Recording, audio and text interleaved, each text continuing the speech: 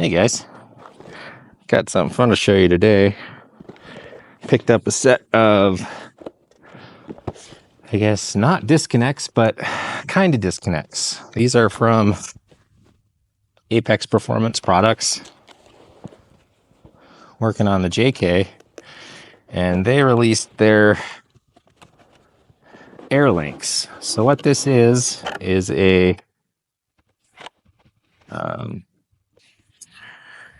some stickers in the box, some instructions, and let's see if I can get into the meat and potatoes here. But what these are is basically a small air shock, and shock's a bad word. This doesn't have any dampening in it as far as I know. This is not a paid thing.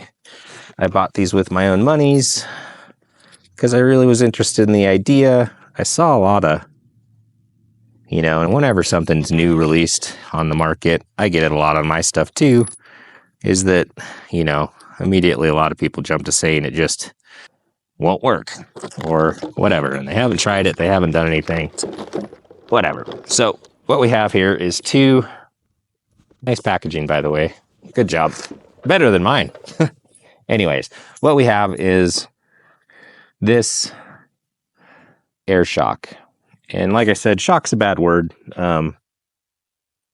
because I don't think there's any dampening in here, like a valve or anything. So it's just compressed air on the top of the piston. And I'm not exactly sure how they do the bottom of it. It feels like they have some kind of rubber stop for when it's completely extended.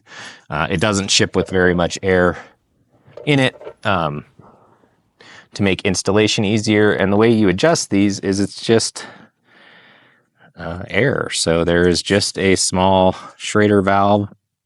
These cameras are terrible about this, but it's just a Schrader valve like you'd find on a tire. Except this one is rated to go up to 300 PSI.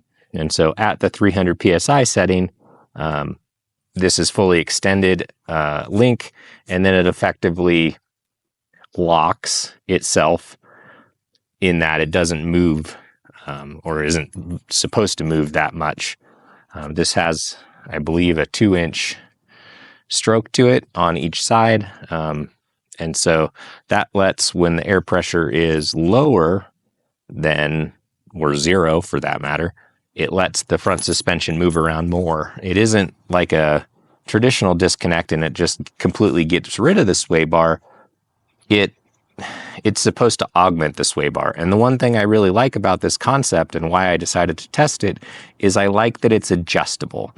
So in my opinion, I don't think there's very many people out there that like systems that are completely disconnected anymore. They almost feel too flippy floppy. And so we see a lot of people putting on lighter rate sway bars, like the Rock Jock Anti-Rock sway bars. They make those in a couple different rates, but you kind of have to pick one these days. I don't even think most of the arms, they used to have like 3 adjustment holes and you could adjust the length of the arm to affect the ratio, but I don't think that's a thing much anymore. I'll have to see if I can find a picture of that. But anyways, this ends up being adjustable. So that means you can fine tune how it feels. And the other thing I really like about this, in theory, this is just install video. I'm going to go out and do some testing.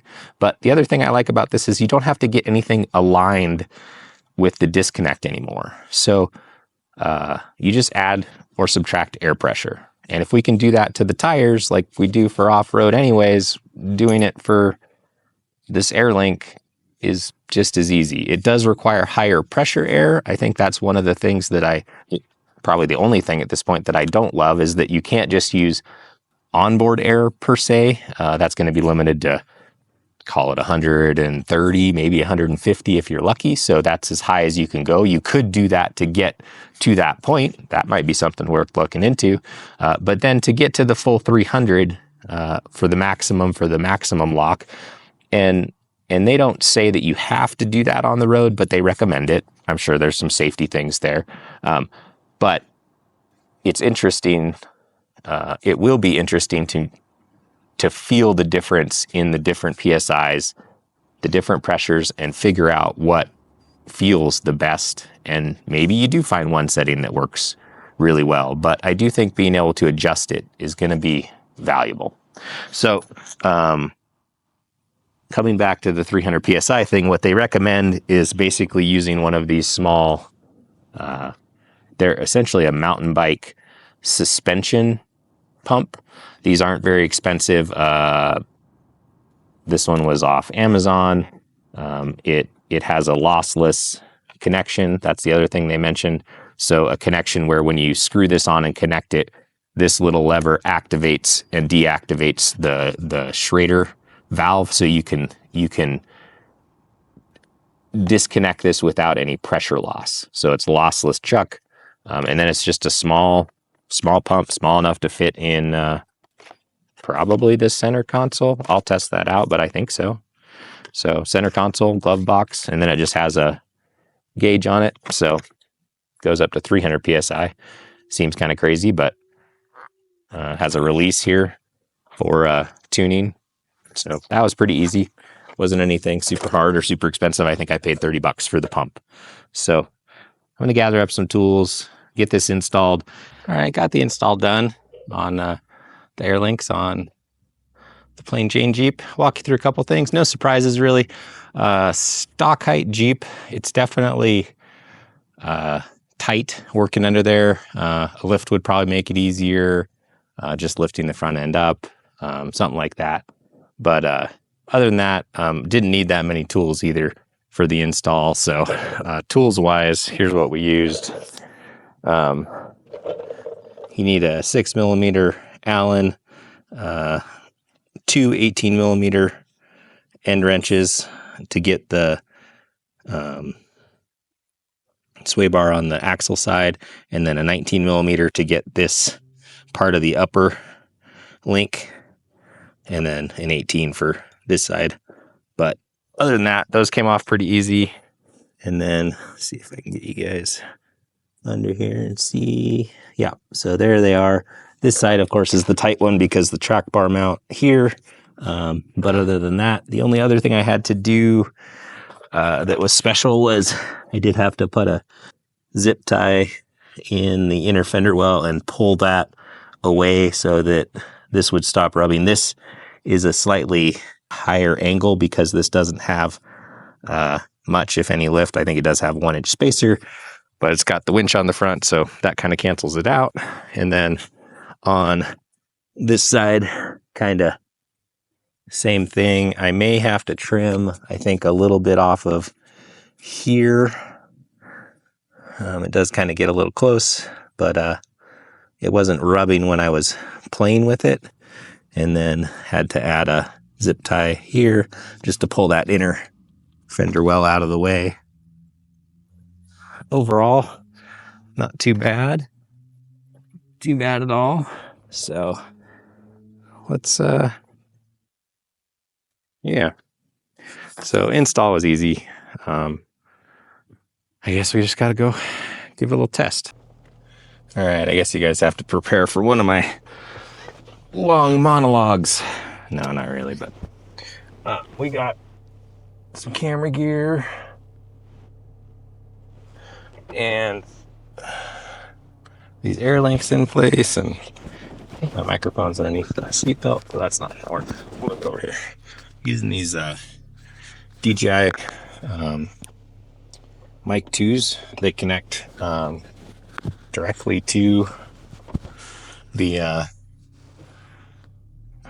DJI Action 4 that I'm recording on right now. So I don't know if you're doing this YouTube thing. It's interesting for the little tips on the audio video stuff, but yeah, so first test. So I have the AirLYNX installed. They are at 200 psi, both of them. And honestly, at 200, I really can't tell much of a difference. So seeing as the range is 0 to 300, definitely have some range to work with. Another 100 psi as far as making things feel firmer. But honestly, I'm not really feeling it being all, wishy-washy at all. It'll be interesting to watch the video of the Lynx working at every pressure. So I'm going to try and come up with a little loop here, maybe, or something where I can lower the pressures and see, when things start to feel too disconnected, if you were, or too light of a rate. But with the way these are designed, there's only a limited amount of movement in the link before it defaults, I guess, if you will, to the sway bar rate, or the spring rate, the torsion bar spring rate of the bar that's connected to. So this isn't going to have the most travel of any system. But, are we over that yet? I don't know. It seems like that's what everybody defaults to, is like the extremes of, well, what if it needs a whole bunch of travel, or why can't you fit 16-inch shocks, or whatever. Personally, for me, as I've progressed through building, and I never really chased a lot of crazy articulation. It's nice to have some, for sure, but I am more after quality of travel than quantity of travel. And so that's a whole rabbit hole in itself, with, crazy shocks and devalving and all kinds of other things you can do. But that's kind of the direction that I've been going, is trying to have a moderate amount of travel, a good amount of travel for off-road, but not getting crazy with it, not trying to chase tons of sloppy, droop, trying to preserve a decent amount of up travel is important. I definitely think that pays off on, along with good shock tuning for driver comfort and fatigue in the long run, like when you're just running down roads at, all day long and they're choppy and cobbly and you're getting beat up.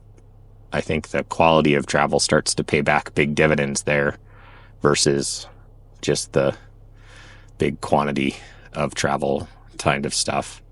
And there's extreme corners you can go for any of that. But anyways, I'm babbling. I'm monologuing. So 200 PSI in them feels darn close to stock, in my opinion. Maybe a hair less sway bar rate, but that's splitting hairs, honestly. So I don't think I would go on this vehicle, at least, much above 200 PSI for day-to-day driving. I mean, I'm taking all the corners that I normally take at the same speeds, and I'm not really picking up anything but maybe a hair of extra body roll. And I would say the stock Jeeps are slightly over sway barred, and that's just a highway driving legality thing, I'm sure. And people want that really flat cornering body and stuff, and no perceptible roll. So but 200 would be fine for me for street driving. And honestly, I think I'd try, even especially in the winter, or like if you're running around kind of mixed terrain, you could go lower still and still be perfectly fine on the street. Like this does not feel like a disconnected sway bar at all. This feels like just a tick under the stock sway bar, if anything. And that's even kind of half and half. So let me get I'm going to pull over here and gas station and rig up a little camera on the sway bar at 200 as I kind of go out the highway here and see what that looks like. And I've got this little road course that goes up what's called Wildcat Canyon, which is around where I used to live in Durango before we moved into town. But it's a neat little loop we can do in a couple minutes, and I think that'll be a really good test. It's got some corners on it that are quite it's quite twisty, fun little road. So it's like not highway speeds though, like definitely a little, like I'm trying to take more bumps than I normally would or hit more stuff, and it's definitely it's definitely a little smoother. Like it doesn't feel overly connected like it did with the stock sway bar. So I mean, there's definitely something going on that's beneficial, even with it feeling pretty darn good for the road. It still feels better on dirt and stuff. So anyways, let me go. Yeah, okay. Got a camera up there on the front bumper, and what I'm going to do here is, so if you use the DJI products, and I'm sure the other ones are just fine too, but on DJI there's the Mimo app, which is the way to connect to the cameras with your phone. And so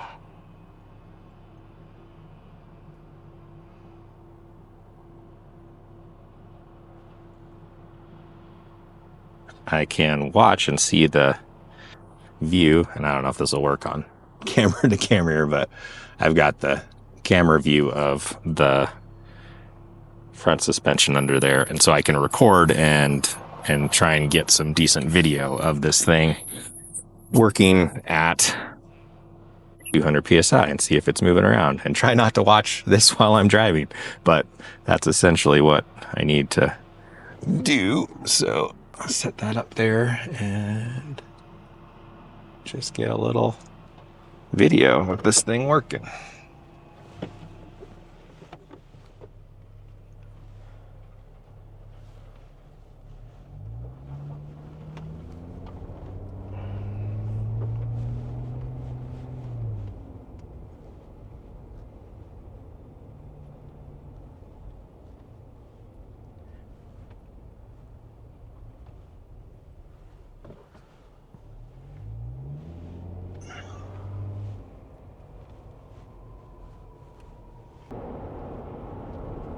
I mean, maybe it's a placebo effect, but to me, it already feels better, I guess, more like what I would want without any at this point. Doesn't any negativities. The other interesting thing that's going to be going on with this, and the one thing that I wonder about is, so it's a fixed volume of gas. So there's no reservoir per se. And so that's a pretty small volume. That's why you can pump up the pressure in there pretty quick. But that also means it's going to be rising rate. So even though we only have 200 psi in there in this case right now, as that compresses, that rate's going to climb, and it's going to climb pretty quick. So I don't think you're not just picking one rate, you're actually kind of picking another spring rate, and it's an air spring rate. And so it's it's more than just a set PSI, because I'm like, it's going to be really interesting to see if I can see this thing moving much, but I am driving every bit as hard, I guess, or sporty as I would on this road. The weather's great. We don't have any snow or ice. So like this is a road with some decently fun curves, and I'm driving this thing like I would with a stock Swaybar and stock Swaybar links. Like I'm not being gentle on it at all, but I'm not really perceiving any additional body sway at all, but it also feels different. It feels better. It doesn't feel like anything I've driven with as far as Swaybar disconnects before. It feels progressive. So the harder you push it in a corner, and the more the vehicle is wanting to deflect the Swaybar, the more you're going to compress one side or the other, depending on which way you're going. And that is going to have a slightly maybe softer initial rate, but then it's going to ramp up as that cylinder compresses and limit that roll. It's not active or anything per se. It's not like adding air to the outside of the Swaybar, which I guess could be kind of, interesting if somebody did do that. But I think at least in the road setting, and so far it feels completely safe, normal, better than stock, and I'm not perceiving any extra body roll, which is a conundrum. Or, well, it's not a conundrum, it's just different. It's something new that we haven't had before. Even like so a similar product to this would be the JKS Flex Connect.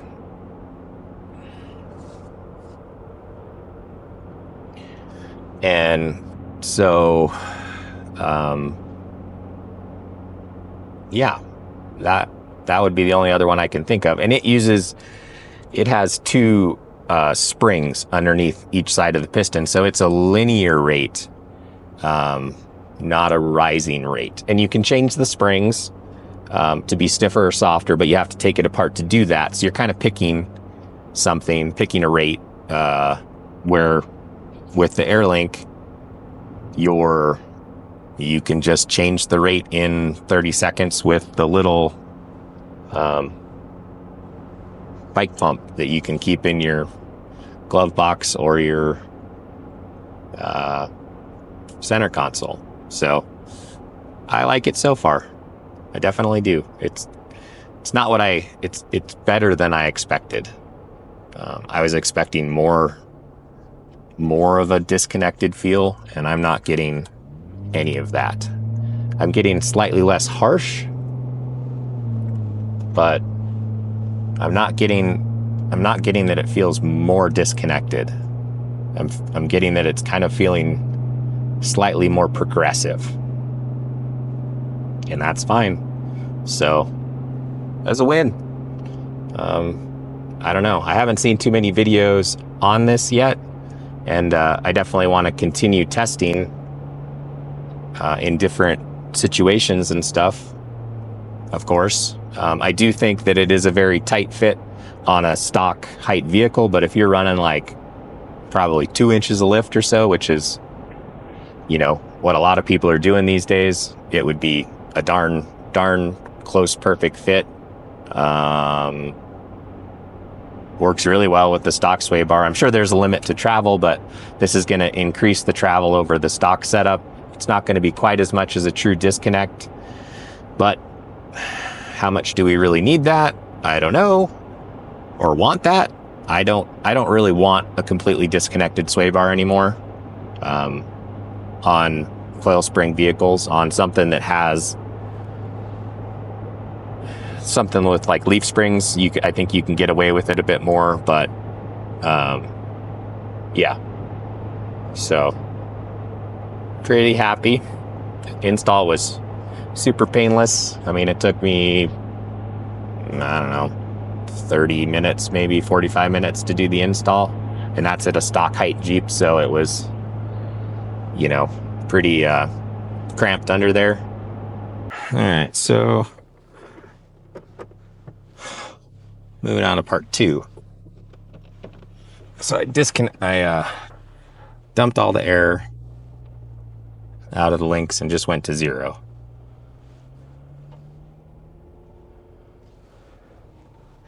And now we're starting to definitely feel that disconnected, flippy floppy, you know, feeling of the Jeep.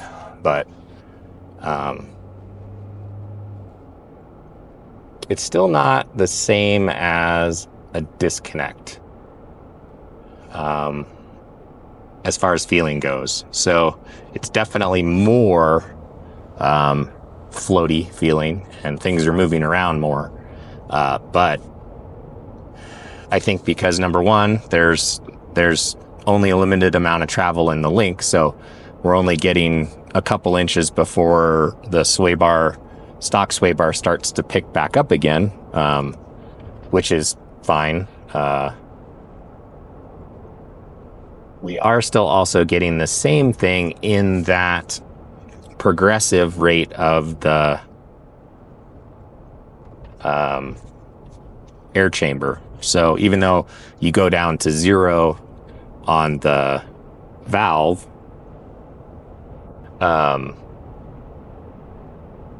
you're 0 at the extended length or very close to it.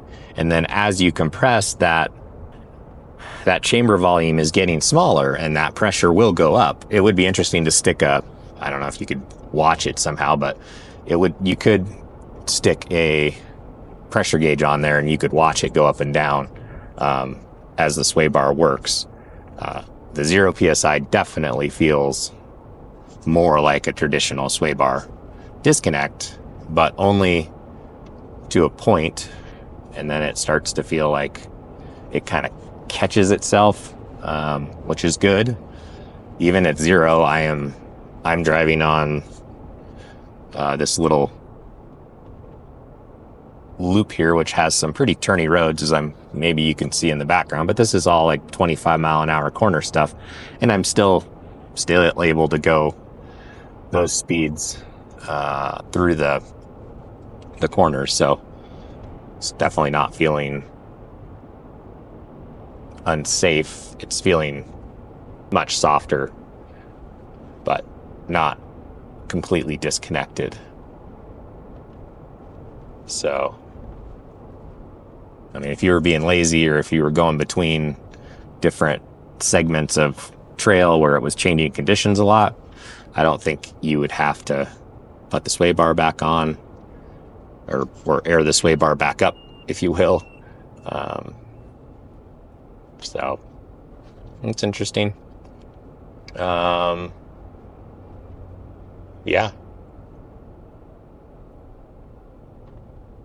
I don't know. Maybe you can find that perfect pressure that does it all, and it's still kind of like a more traditional Swaybar. I don't know, but something new, something different.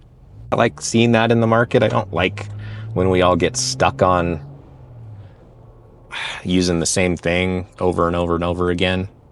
I like seeing new things, and this was new, and so had a little bit more going on than most products these days. Definitely brought a lot of debate online on whether or not it was worth it or whatever. I saw all kinds of comments. It was kind of crazy, but it's well made. It was well packaged. I do think it is in the upper price point, but for what you're getting and how complex those parts are to make, it's not outrageous. The install was easy. I love that it's variable and it's very easy to change.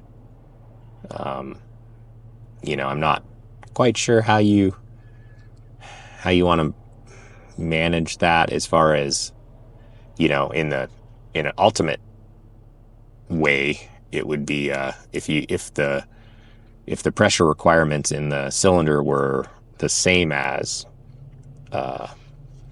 your onboard air system, to where you could have it be 130 psi or less, then you could plumb it in and wire it up to a switch on your dash, and you could have it be variable and everything. I mean, that actually seems plausible to me. The only thing engineering wise or whatever mechanically that would have to change is you would have to get the force requirements lower pressure, so that means a slightly larger diameter cylinder.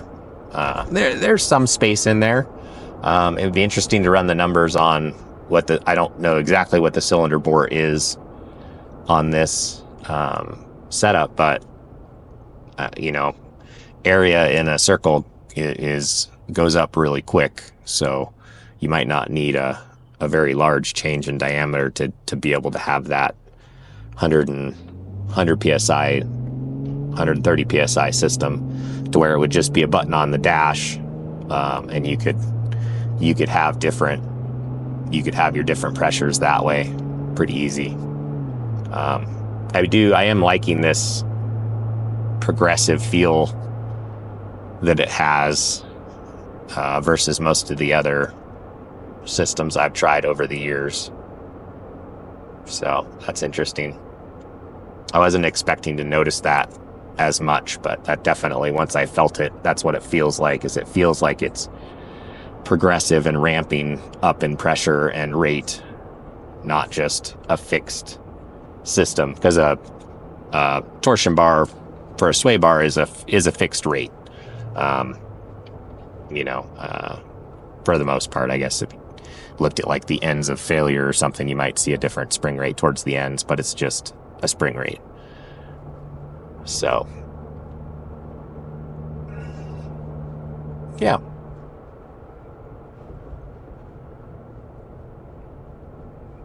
That was almost like too easy. I don't know what else to do now. Like, it just worked. I mean, I would have no problems putting this on and just going. It's, is it going to be the maximum droop? No, but I don't really care about that anymore. So,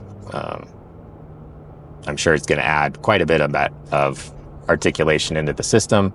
And in the general theory of things, you could do a longer version or something to have more travel available if you had the packaging space, but they're just trying to package around probably what most normal Jeeps are. So I think that I think it was stock to 3-inch or stock to 4-inch range is what they were advertising, and I think that's pretty darn close. So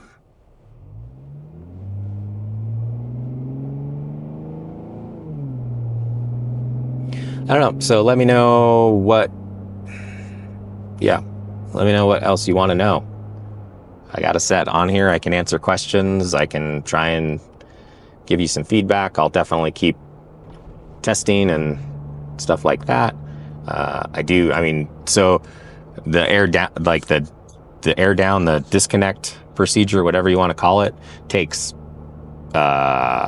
maybe 10 seconds. Like the valve cap that they give you to go over the Schrader valve has a little disconnect, or a little detent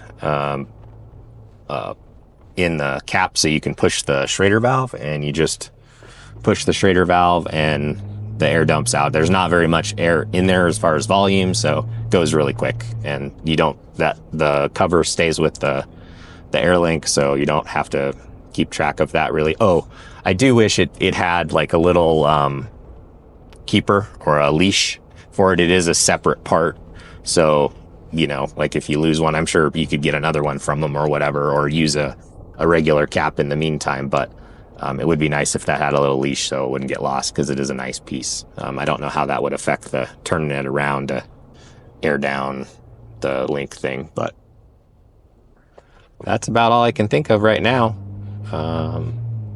Yeah, let me know